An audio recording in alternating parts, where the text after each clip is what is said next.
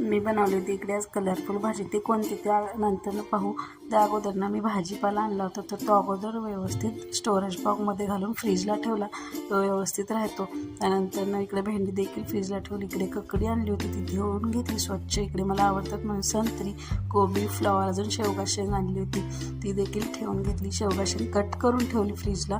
त्यानंतर इकडे बनवली भाजी. त्या अगोदर जिरे मोहरी टाकली, कांदा घातला आणि तो देखील व्यवस्थित परतून घेतला. त्यानंतर मीठ घालून घेतलं, टोमॅटो देखील घालून घेतलं आणि ते व्यवस्थित परतून घेतले. ते व्यवस्थित परतलं ना, त्यामध्ये लाल तिखट, हळद आणि थोडंसं हिंग घालून घेतलं. त्यानंतर ते व्यवस्थित परतून घेतलं. माझ्याकडून पेस्ट विसरली म्हणून पेस्ट घालून घेतली अगोदर.